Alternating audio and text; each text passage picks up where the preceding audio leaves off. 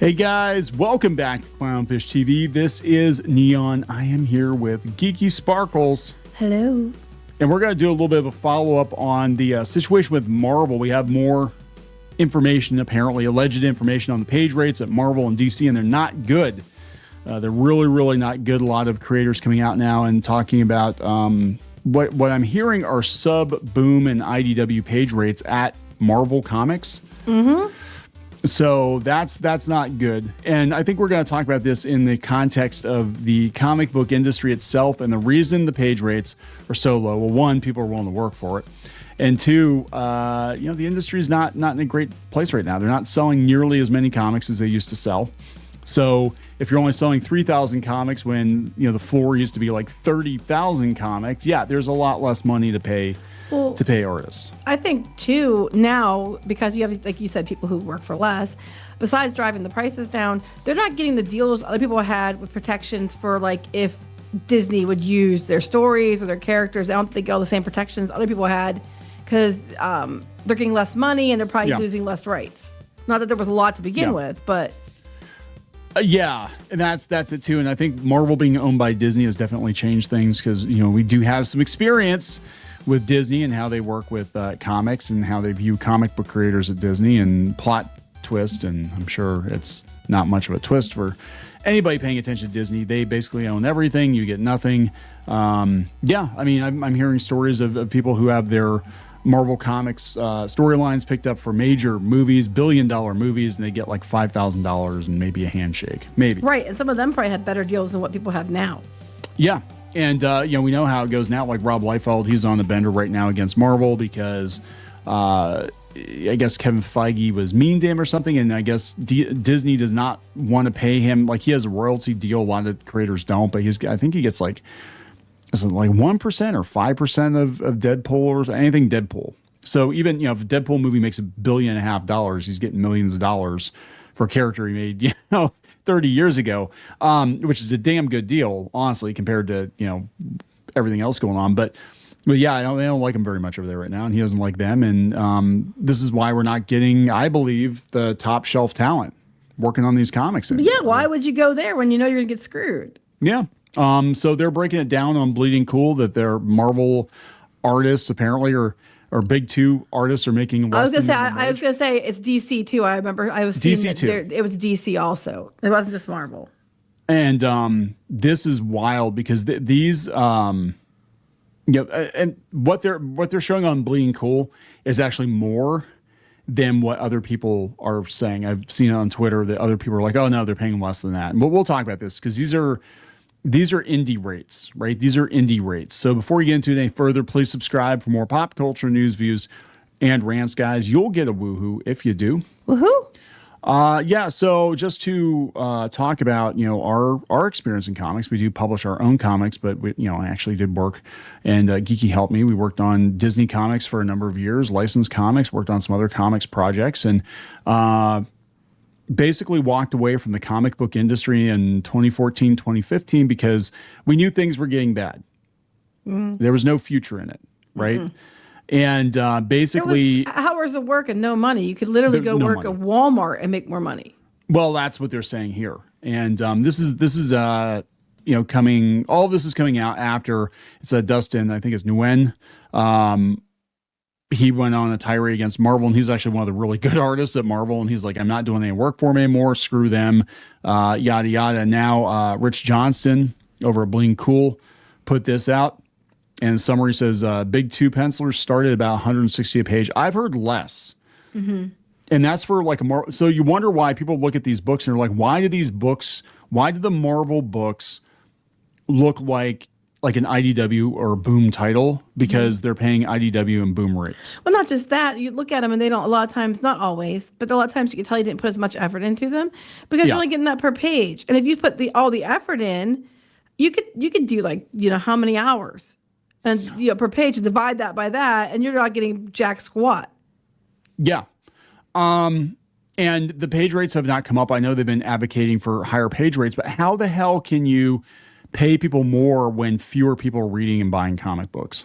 Mm-hmm. I mean, let's be honest. I mean, from the corporate side of it, right or wrong, it's very hard to keep up with inflation when the only way that the comic book industry can stay in business is to keep jacking up the cover price and keep pumping out all these variant covers for the dwindling audience that they have left. Mm-hmm. And that's the truth. And they just can't afford it. And that's why they're not paying people anything. Nope. So yeah, he said there's been a lot of fuss of late. It's time to throw down some figures. What does a big two, Marvel or DC Comics, get paid when they start out? Well, this is what I'm hearing some veterans are getting paid too. I have been reliably informed that big two pencilers start at around 160 a page, maybe a little bump for the Bat books or the Spider-Man or X books. Who's reading most of the X-Men books now?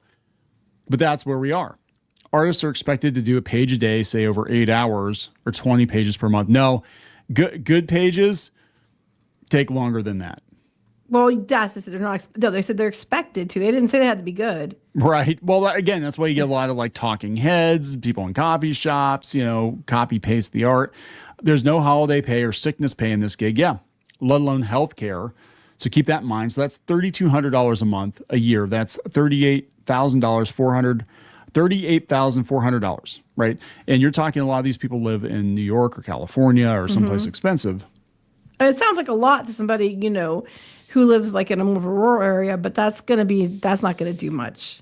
No, and it's grueling. I mean, it can be grueling work. I mean, people are like, "Oh my God, you sit in a chair and draw superheroes." What the? It's like, no, it takes a toll on your health. I mean, your back, your arms, your heart, because you're not moving. You're sitting in a chair all day.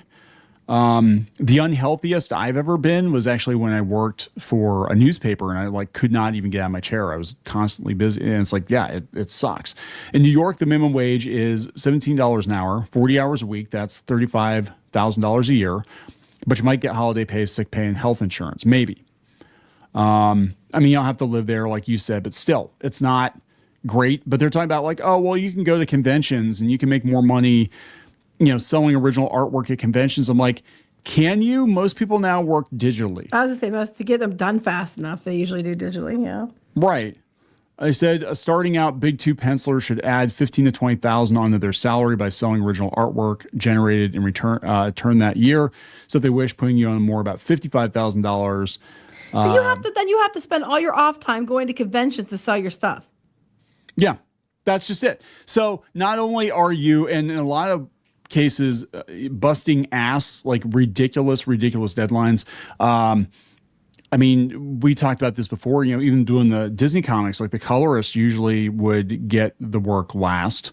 And we had some last minute jobs that required I sleep in the chair in the living room for 2 hours and then get up and start working again just to make deadline.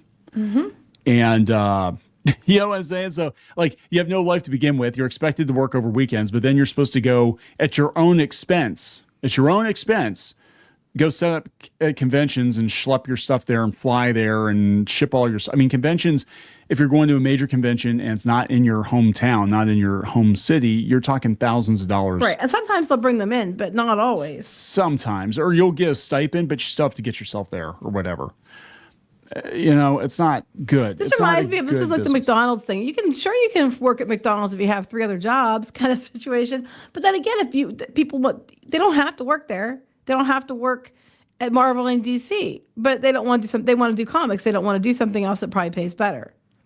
Yeah. And that's it. All the big talent. And they're talking about oh, you can get YA book deal. I'm like, no, YA book deals, they're not what they used to be either. Who said that? Where'd they say YA book deal? Down here, if you get an agent in a YA book deal. Okay, had the agent.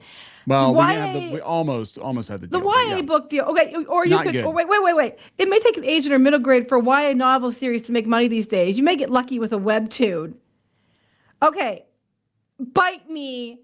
Is this Rich Johnson? Yeah. Bite me, Rich. Here's the thing. It's no, bitch, we've been there. All right. and the money they'll give you is so low. You had to have a job anyway. We're talking they used to give you a lot, but now they give you $5,000 if you're lucky. And that's you buy for 3 years until you get an advance. Unless it's really big, you're not going to get much of an advance at all. Those fat advances do not exist like they used to exist, right? And even people I don't think Raina Telgemeier even is selling the number of books she was selling. And then the whole thing, like, well, you could just do webtoon, yeah, just put it on there. Now, Okay. here's the problem here too, Okay. Rich. We come from webcomics, so don't even try to bullshit me. Back in the day, yes, you had your website and everything else, and you could put a webcomic out there. You could get a big enough audience that you could probably get a book deal. Then, now, webtoons, yes, there are some webtoons that do get deals, but it takes a long time and a built-up audience to get to a place where someone's going to offer you a deal. All right. It's not like, you could just slap yourself up there and someone's going to give you a deal because you're on Webtoon. No. And there's so much competition now.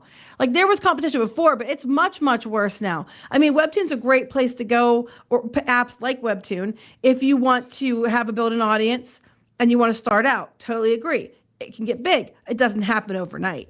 It's not, you're just going to be going free comics until you get an audience to warrant getting paid. It's not I can't even. What? Oh, I'm just sorry. We've been down every one of these roads, right? The YA thing. Yeah, the advances are not good. They used to be, this is like years ago. It used to be years ago, 25 to 50,000 was the advance. And then you have to realize, not now, but you got to realize your agent's going to take a cut of that. You're going to get paid in installments. They're not going to give you the whole amount up front. They'll give you, I think it's usually thirds. Like they'll give you like a third up front, a third when you hit the halfway point, then a third after that. And then you get no more money until the book makes its money earns back. out. Yes. Yeah, it has to earn out. They call that earn out. And then you don't. It could be years. Yeah, if they're telling you the truth too. And like you understand, like you might be getting like $1 or $2 a book. So they might get a lot of book sales. Doesn't mean that you've had to sell 50,000 books to get your money back.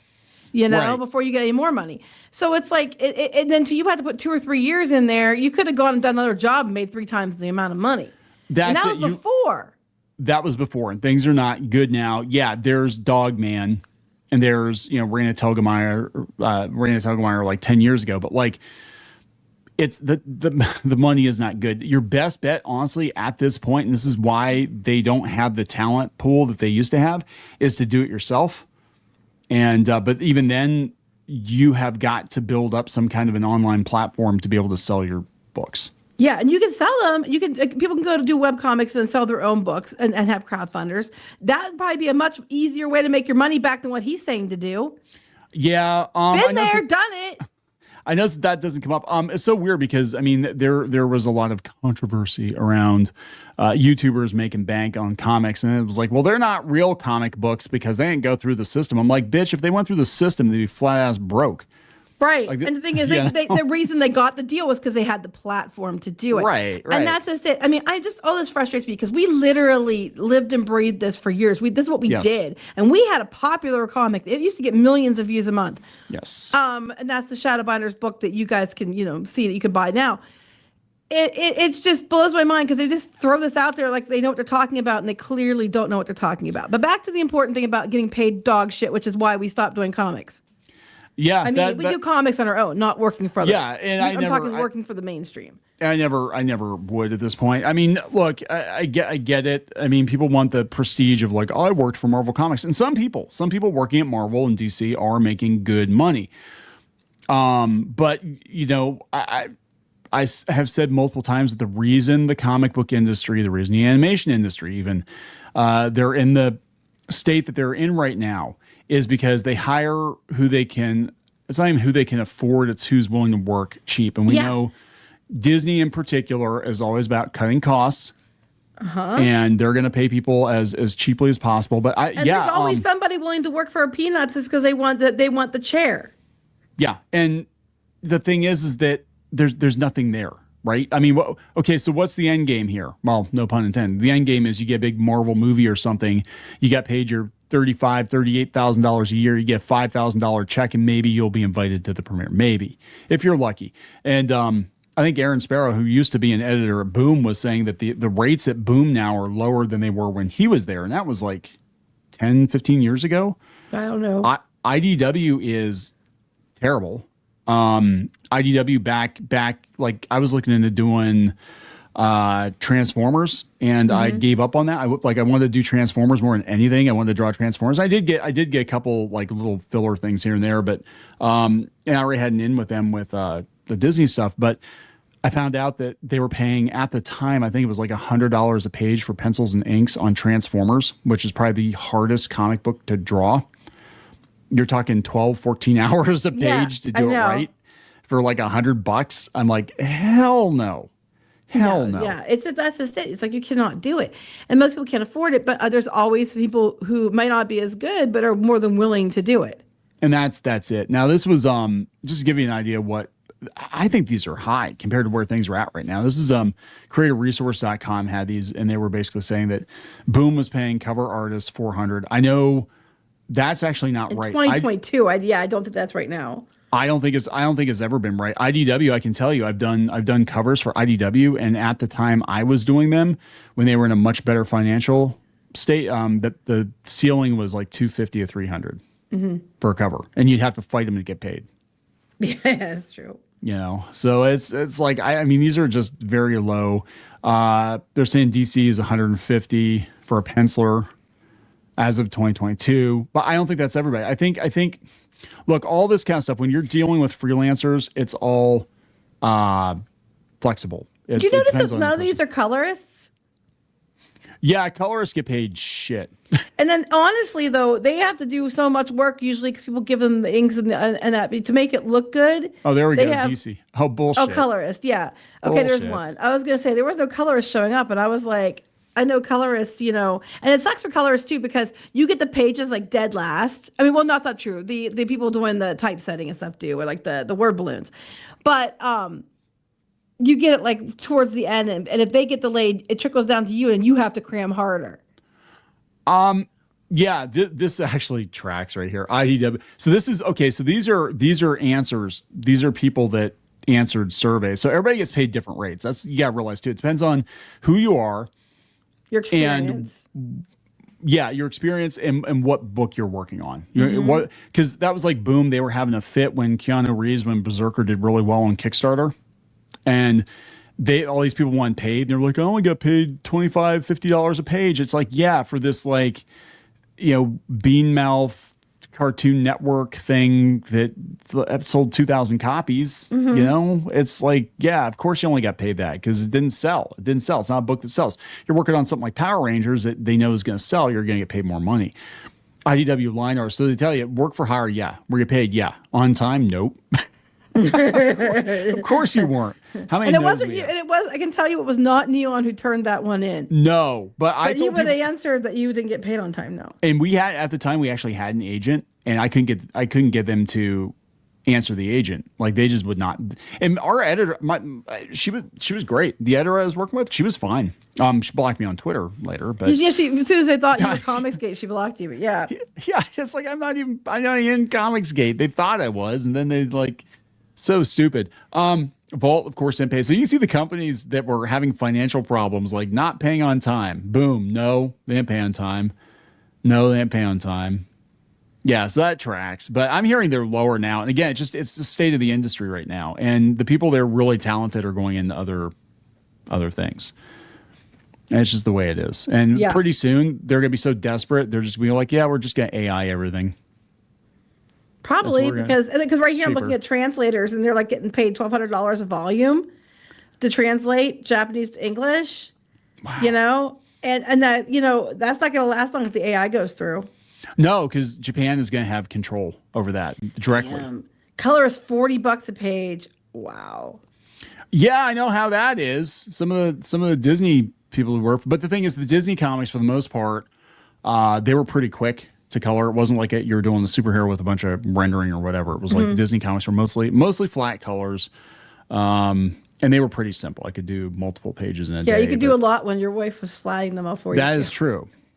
That's true. So I didn't get credit. I'm still mad to this day. I didn't get credit for most of my work. And then the other guy's wife comes in and he couldn't give me credit, but he could give his wife credit. I know, right? I don't think I got. I'm gonna be honest. I don't think for the Disney comics publishers, I don't think I got credit on a lot of stuff either. Not on everything. At least for IDW, I don't think I got credit for the covers. I don't think I got credited for any of the interior stuff I did. That wasn't good enough. It wasn't important enough. I literally, you know what I did for IDW? A lot of I took the guns out of the comics. I took the cigars. Was that IDW? IDW and Fantagraphics. I know yeah. Fantagraphics you did. Yeah. So I was actually, people don't realize this. They're like, you guys do comics? It's like, yeah, we were actually approved by Mickey Mouse. I had the damn paperwork from Disney. Right. I could basically take to any place except Boom because they don't like me because I posted their sales figures. But I could go to any publisher and they'd be like, yeah, okay, he's vetted. He knows how to do Mickey. And it's just like, this is what we did before we did this. Like we used to do, I mean, prior to that, we did like, you did like editor and stuff. Well, I still worked a day job the whole time. Sometimes we were doing editor while we were doing this. Yeah. But yeah, like we've done comics for years. We come from comics. That's where our background was. We actually came from the comic book industry. And that's how we end up getting like, you know, things optioned for, you know, deals with Disney and crap, was we came from that industry. And that's just tied to animation and everything else. So that's where we got here and you know, we've had ties to Disney for a long time. So it's just funny to me when he's like, just go put it on Webtoon. And I'm like, oh, sweetie, it doesn't work that way. Anyway. Like, look, sometimes Rich Johnson gets it right. He does have a lot of industry connections, but I'm like, my take is he's like sitting over there across the pond, just kind of like watching the situation from afar, and he's not actually like up close and personal with you know, the kind of the day-to-day of it. But there you go, Rich. If you ever want somebody to talk to about the ins and outs of the webcomic, the brutal reality of the webcomic industry, and, you know, call me. Yeah, there you go. All right, we got to wrap this up. Yep. All right, please subscribe for more pop culture news, views, and rants. We'll talk later. Bye.